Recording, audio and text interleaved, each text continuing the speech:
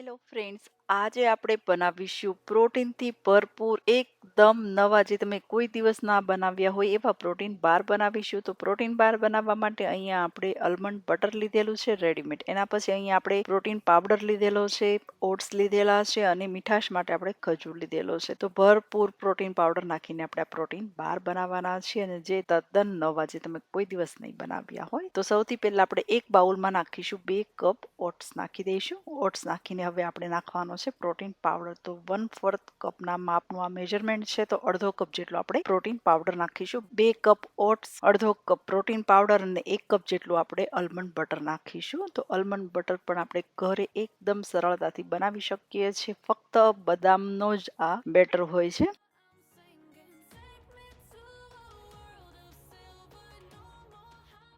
તો અહીંયા આપણે 1 કપ જેટલું આલમંડ બટર એડ કરી દીધેલું. હવે આપણને જોઈશે ખજૂર, જે મીઠાશ માટે અને બાઇન્ડિંગ માટે ખાસ જરૂરી છે આમાં નાખવું. તો ખજૂરની જગ્યાએ તમે ગોળ પણ નાખી શકો. તો હવે આપણે ભરપૂર ખજૂરને ક્રશ કરી લઈશું, મતલબ તેમને પીસી લઈશું.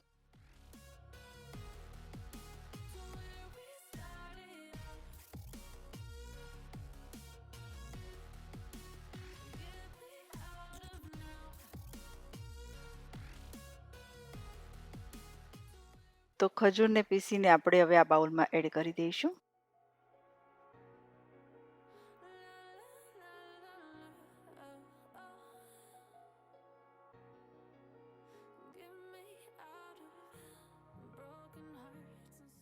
હવે સરસ રીતે બધી વસ્તુને મસળીને આપણે રેડી કરી લઈશું.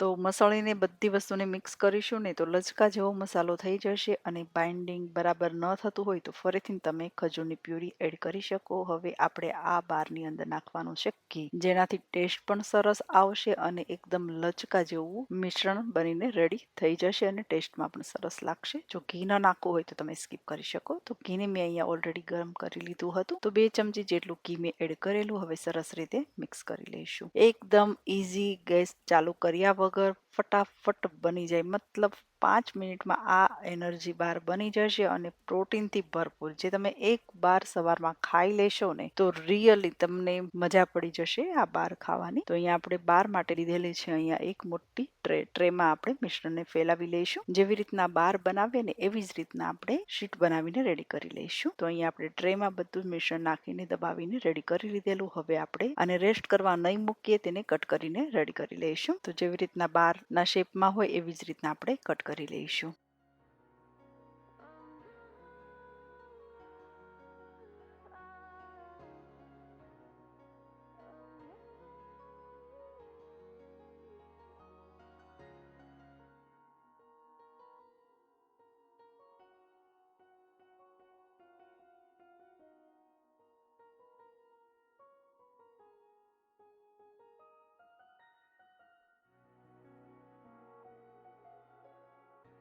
તો આવી રીતના તમે પ્રોટીન બાર બનાવીને આ બાર 1 મહિનો સુધી સારા રહેશે. ફ્રીજમાં મૂકી દેવાથી લાંબા સમય સુધી સારા રહેશે, બિલકુલ ખરાબ નહીં થાય. તો અહીંયા આપણે આવી રીતના બારને કટ કરી લીધેલા. હવે થોડુંક તમારે ચોકલેટથી ડેકોરેશન કરવું હોય તો અહીંયા આપણે ડાર્ક ચોકલેટ લીધેલી છે, જે ખાવામાં તો હેલ્ધી છે એટલે દેખાવ પણ સરસ આવશે. તો તેને મેલ્ટ કરીને આપણે એક પ્લાસ્ટિકની બેગમાં ભરી લીધી હતી. હવે તેને થોડીક બારની ઉપર આપણે સ્પ્રેડ કરી દઈશું.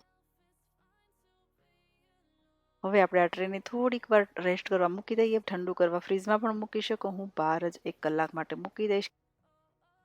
તો અહીંયા આપણે 1 કલાક માટે આ બારને રેસ્ટ કરવા મૂક્યા હતા. અહીંયા આપણી ચોકલેટ જામી ગઈ છે. હવે આપણે આવી રીતના બાર બનાવીને એક કાચના ડબ્બામાં ભરીને ફ્રીજમાં પણ મૂકી શકો. બહુ ગરમી હોય તો તમે ફ્રીજમાં મૂકી દેવાના, નહીં તો ઠંડુ વેધર હોય તો બહાર પણ રાખી શકો. તો અહીંયા પ્રોટીનથી ભરપૂર એકદમ હેલ્ધી પ્રોટીન બાર બનીને રેડી થઈ ગયેલા. તો ફ્રેન્ડ્સ, અગર તમને મારી આ રેસીપી પસંદ આવે તો વિડીયોને લાઇક, શેર અને ચેનલને સબસ્ક્રાઈબ પણ કરી શકો. તો આપણે આવી રીતના નવા વિડીયો લઈને મળતા રહીશું.